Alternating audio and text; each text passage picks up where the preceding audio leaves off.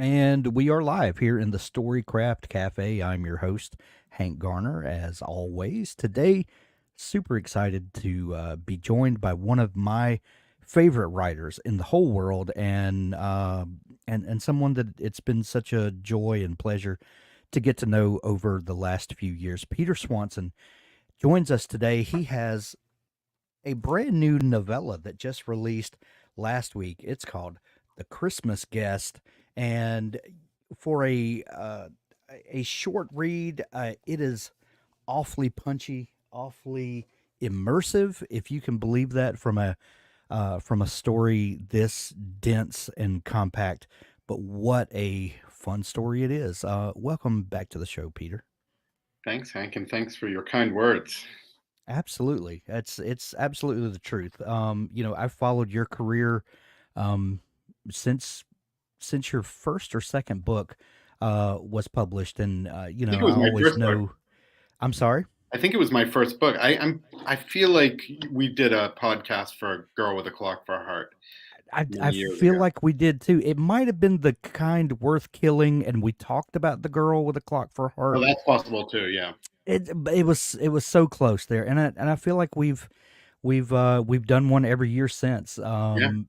But when I saw that you had a Christmas novella out this year, I was pleasantly surprised.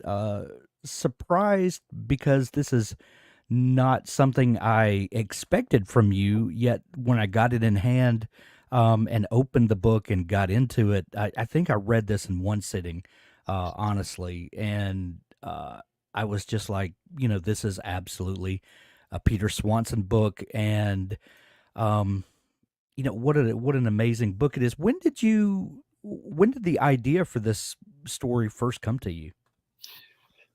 So this is an interesting story because this book, I mean, what it was basically, well, sort of commissioned, I guess, is the Okay. word. But my UK editor and my UK publishing house's favor.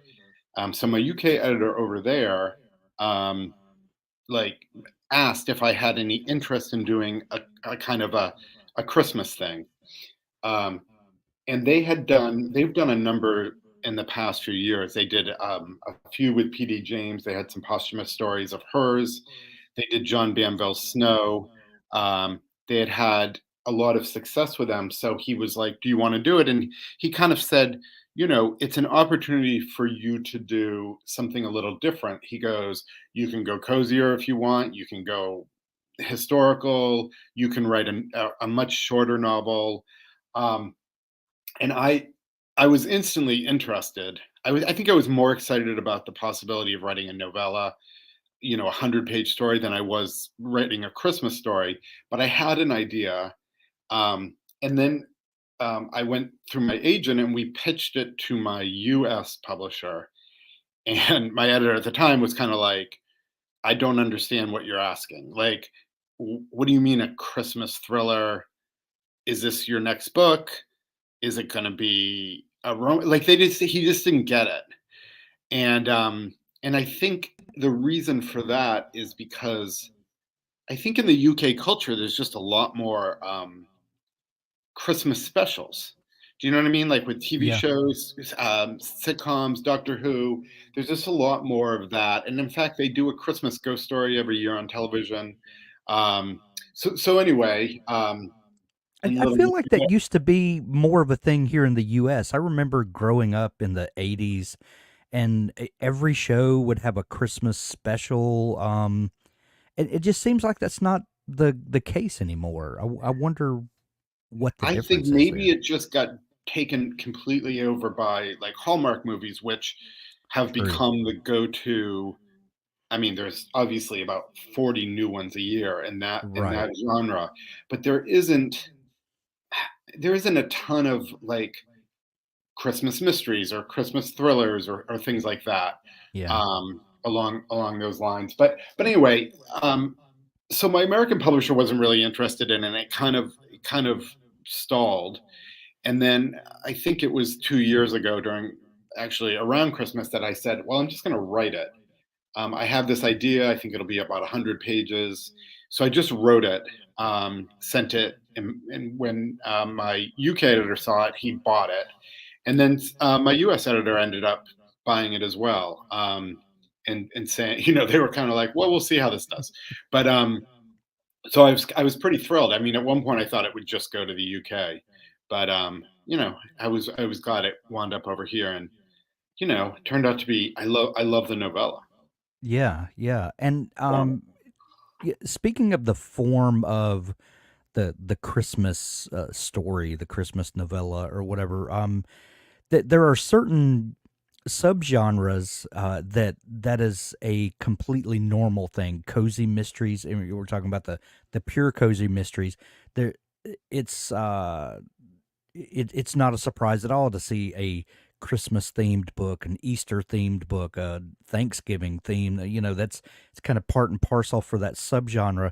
Um, what do you think it is about the typical thriller genre that is not as open to the special theme stories? Do you think that in their thinking that a Christmas story will kind of limit the exposure the book will get? Do you have any insight into like the industry side of the trepidation? Yeah, I mean, it's all about your platforms and like how. I mean, I don't know too much about it, but I think in in the UK, built into say the bookstores, Waterstones and WH Smith, they'll put out like you know um, Christmas themed books that run the gamut. I think they're just more used to that, whereas I think in the US, Christmas themed books tend to be romance.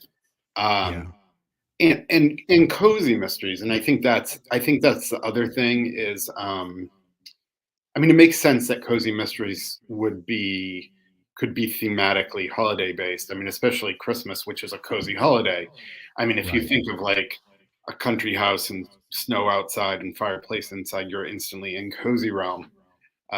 I think what's funny is that part of me, and I wanted to have those tropes in my book, but part of me was like, oh, maybe I'll make this a little cozier than my normal books, and you've read it, and it's really not cozy at all. Um, Right. and I think that's just who I am. It's like you try. So I wouldn't have, it wound up being quite dark, which is Yeah. generally where I go. It's kind of anti-cozy in a lot of ways. Yeah, I mean, there's no blood splattering everywhere, but it definitely leans kind of more creepy, it if we does. can use that term.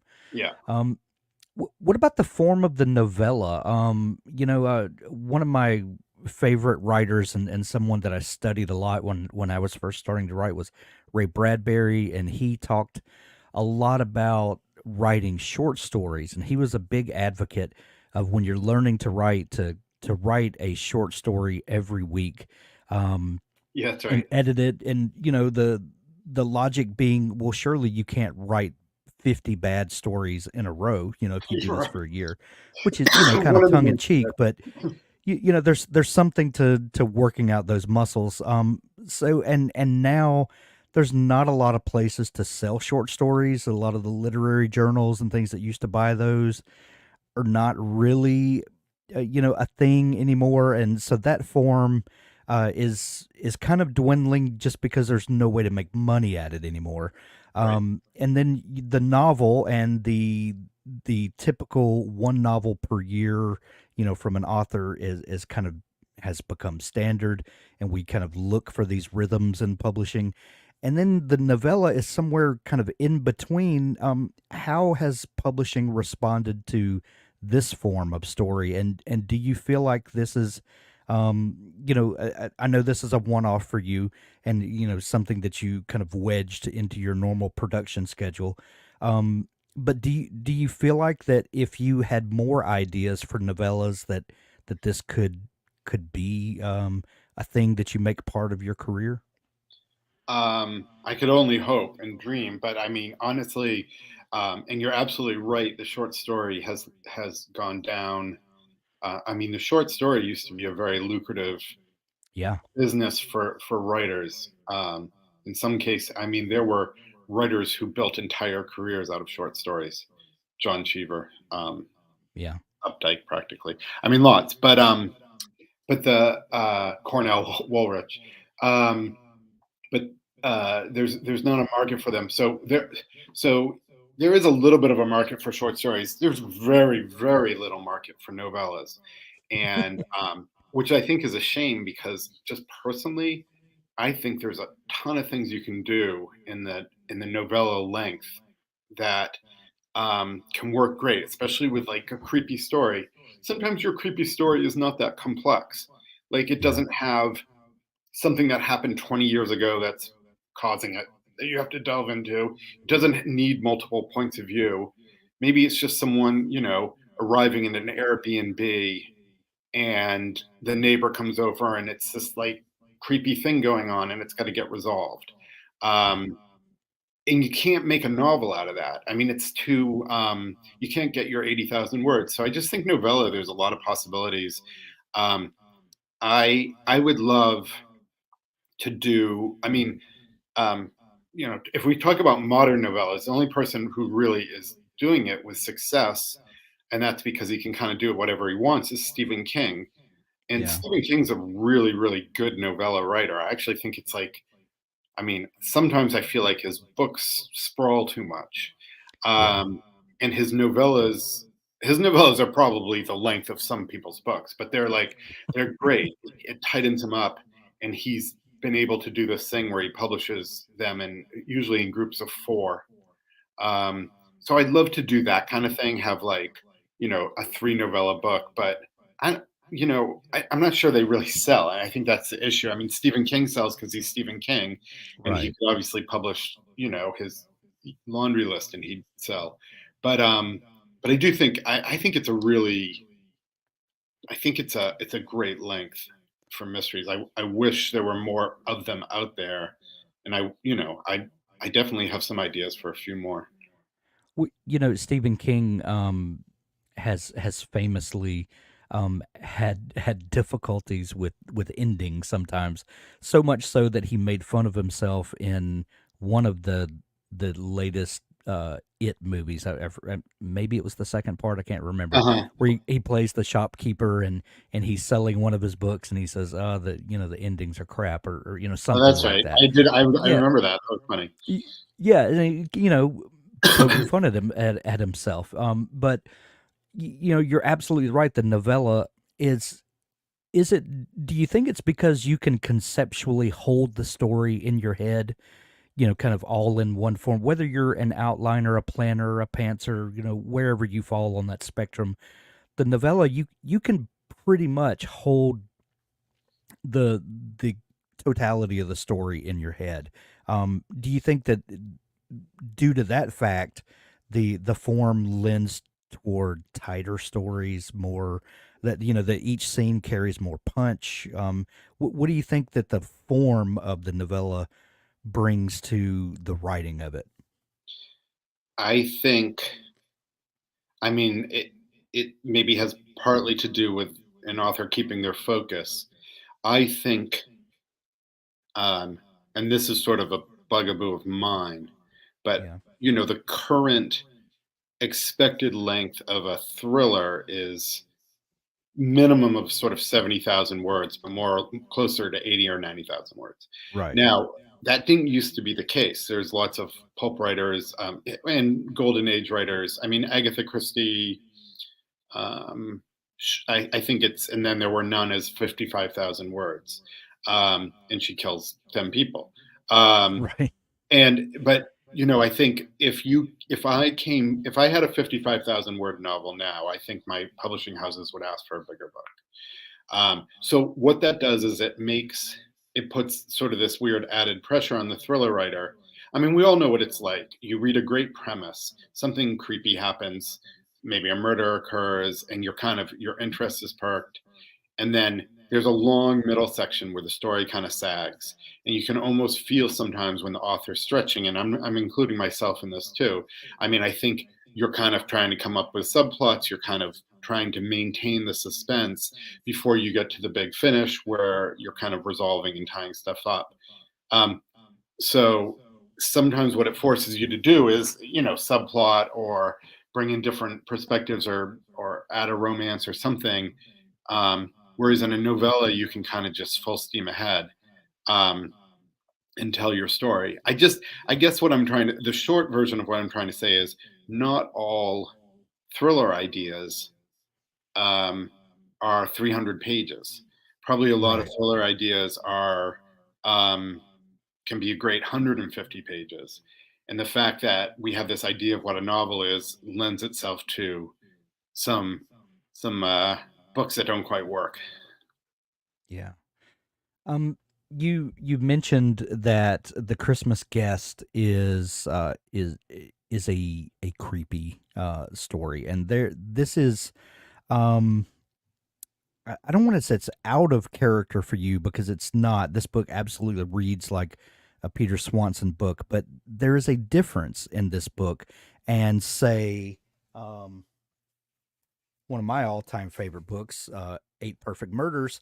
For you, there's as the title suggests, there's lots of there's lots of murder and mayhem in this book, but it's not. I wouldn't call it a creepy book. Um, how you can have murders happen and it not freak you out is Yeah. maybe says more about me than anything. But that there's a tone difference in the Christmas Guest as opposed to your other work. Um, how would you describe it? Um, Well, I think the first thing is, again, and I felt a little freer to do. I'm doing something. It's set primarily in 1989, or at least a section of it is. A section of it is told through diary entries of an American college girl who's studying in London for the year and doesn't go home over her Christmas break and goes instead to a friend's house, an English friend's house. So I get to set it in the Cotswolds in the English countryside. I wanted to make sure it kind of dripped with Christmas trimmings. Um, and what's since I'm telling this portion through her, she was all sort of excited, but then she's sort of noticing that there's something rotten in the heart of Christmas there. So she's sort of wondering what kind of place or story she stumbled into. But the but because it was sort of this one off, I felt, I think, freer to do this different time, to do this a little different tonally. But then I had a backstory all along of what is actually her reason for being there. Um, and I think the book ultimately, I'm not sure I knew this at the beginning, but the book ultimately ended up being about the dark side, the real dark side of Christmas, which is Christmas is causes us to flood with memories because every Christmas is the same. It's the same songs. It's the same smell of the tree. All that stuff brings us back to the Christmases of our childhood. That can be Right. a really happy thing, but it can also be a dark thing if in your past um, you had dark Christmases. Then it sticks with you because every year is a reminder. And then ultimately, that's what the book became about. One thing that I have really studied your books for, Peter, is the way you write um, the beginnings of stories. Your first couple of chapters are always um, stunning in the execution. You really hook us as readers in the beginning, so much so that you have to know what's going to happen next. There's nothing worse than someone giving you a rave review of a book, and you start reading it and just it's like nothing happens, and they tell you, oh, you've just got to stick with it. Yeah, there's nothing The worse. the story ramps up, and that's horrible. There's nothing worse than it's like when you're young and you try something and someone tells you, well, it's an acquired taste. Quiet Well, taste. yeah, who wants to suffer through until you acquire the taste? um so how do you think about beginnings, and when you first start brainstorming a story, does a hook for the beginning come to you? Like, how's that evolution work? Yeah, I mean, it's so.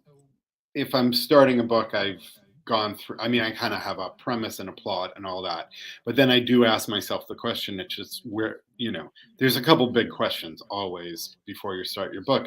One is who is telling the story and why, and then where does the story begin? Um, and one of the um, things I try and remind myself, it's not always the case, but often the story should begin later than I think it should. Um, like sometimes books start too early. We can jump in. I mean, I think readers are smart people, and you don't need to um, set up. I mean, for example, I mean, I don't know if I ever considered this, but this book starts with this American student. She's already at the cusp of Christmas. Now, you could have started that with um, her arriving. You could talk about her semester. You could talk about um, the friends she's made, the friends she doesn't make, how she feels being an American in London. Um, but you don't. I mean, you don't need that. You can. You Right. should. I think it's important to have stuff happening when you start. So oftentimes I think books are started. I have the tendency to start too early, so I just tell myself, no, can I move the start time up? And I think or back or however you want to put it. But I think that's one way to think about it. Are you ever concerned that the reader will fill in blanks on their own when you kind of drop them into a story, um, that, and make connections that you didn't want them to make, or do you just think as I unravel this story that the reader will follow along? Is that ever a concern? No, because I think um, ultimately readers are always filling in blanks. I mean, unless you're like detailing every moment of some character's life, your readers are filling in blanks. So I think if you have a strong enough character, they won't misread them. Um, there's but I think that's why you need to start with something that's instantly recognizable, like um, in other words, like you could start with Ashley Smith, or what it feels like to be a student in London, but that's not so interesting. It's a little more interesting that she's not going home for Christmas because her parents are dead, and it's a little more interesting that some girl she didn't even know she was friends with suddenly invites her. So what you're starting with there are a couple questions, like what it's a little off, or whatever. Um, so I think you need to. I think you need to just trust that most people will fill in the rest, and get a sense of who she is. So I mean, that's how I think about it. Your main protagonist, Ashley Smith, that you alluded to a second ago. Um, when you first started thinking about this sort of English Christmas mystery thriller, where did Ashley drop in along the way, and how, like, where did she come from? What was your creation process for her? Well, I can't really speak too closely to it. I mean, in some ways, she came out a little bit of the plot. I mean, I definitely wanted. Um, I like. I mean, I like the sort of fish out of water story, and then I kind of, instead of making her, and it's a little bit plot based, but Yeah. she presents as sort of a ditzy American. She's from California. I don't write a lot of characters from California. She's maybe someone you would see. She would, you know, she talks too loud. She's probably looks a little dumber than she is. She's a sort of a bubblegum American in London, and as soon as I realized that she presents that way, it was really important that if we're going to be in her diary for a period of time, to see that like no anyone who presents that way, everyone has their interior life, and we learn more about her interior life, and she's not quite like that. But that was my original idea of what what she would look like from the outside world. Um, which we get a little bit of a look at her from the outside as well. The shifting point of view of this novel, this novella, um, how did you come to the kind of the decisions about the way you would tell this story? Yeah, I'm trying to remember. I sat down and wrote it fast, and I think um, it is one of those things where I did know. Um, let's just put it this way: I knew what the bad people. I had settled what the bad thing that was happening. I knew exactly what that was. So then it's just a matter of how do I tell that story to obscure it a little, and whose perspective should we tell that story from? And that's when I came up with this idea that we would get sort of half through the diary and half through a series of memories. Well, it really works, and you said earlier about the kind of the necessity for this to be a shorter story, um, because of the type of story it was, and the way that you told it from the perspectives that you told it really enhance that and draw it out a little bit without it feeling contrived. Um, you could get right down to the heart of the matter, in maybe a 5,000 word short story, Sure, but you could. it's more fun to sort of draw it out like this, and but it doesn't feel drawn out. I think we've all read a novel that was maybe about 90 or 100,000 words, and by the end of it you're like, this really could have been 40,000 words. It's like Right. they just padded it just to bring the page count up, Yeah. and it does not feel that way. It feels like it's uh drawn out in the best way possible. Were you thinking about, ways that you could present the story so that you kind of amp up the mystery part of it while also keeping the kind of fast paced tension that you get from a novella? Well, it's always tough. I mean, when you're thinking about who's telling the story, um, it's all about when you reveal certain information. And oftentimes in my books in the past, and you'll know this, like I'll just give up who the murderer is and who they murdered in chapter one. Like sometimes I think that's fine. Because sometimes to me the process is more interesting. But then I thought, you know, um, I love the idea that um, Ashley in her diary writing has a bit of an imagination, like everyone, but she is kind of often speculates on what kind of story she's in because she's developed a crush at this house. And is she in a love story? You know, it's kind of like, um, Right. so that as things sort of get stranger, she starts amending her idea of what story she's in. So I think that's, and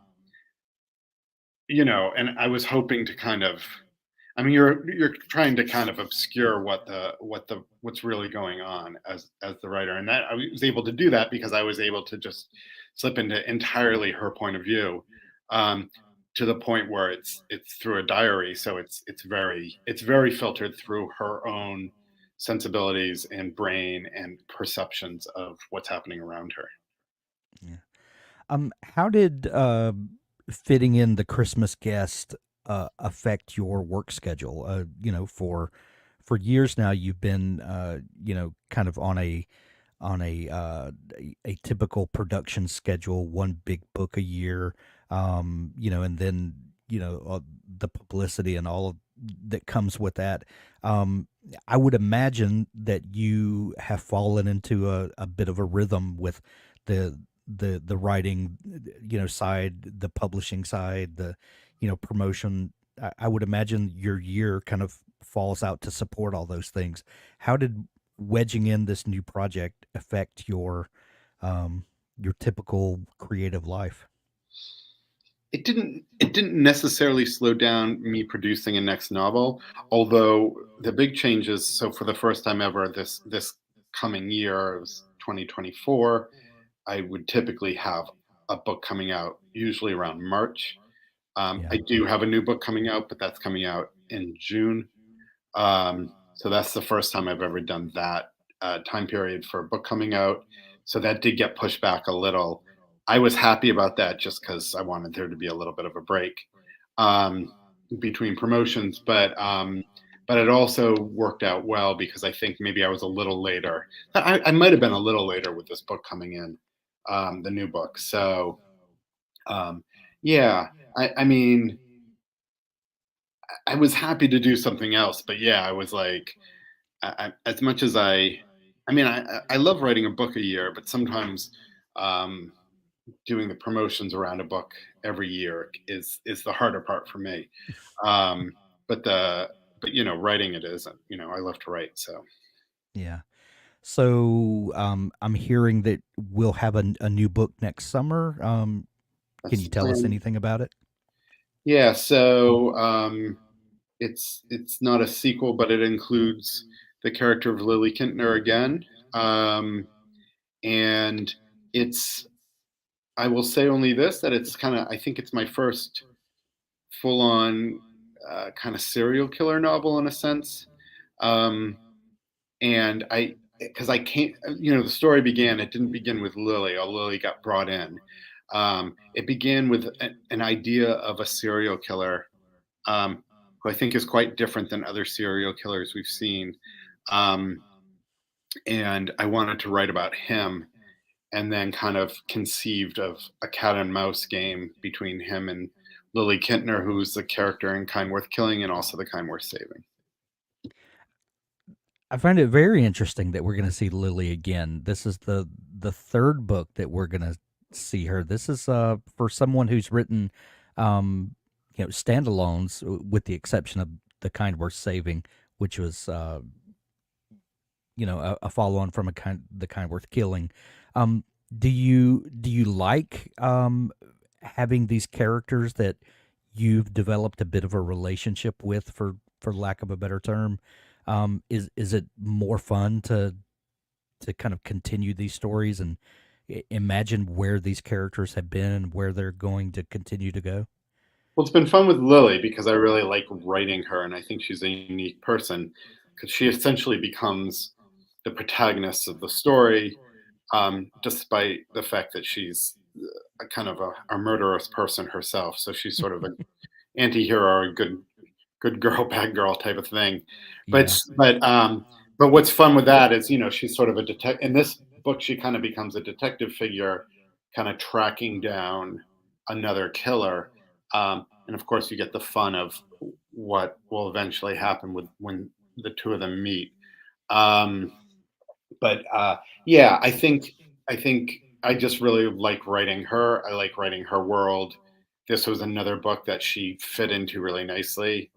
The next book I'm gonna is not gonna contain have her in it.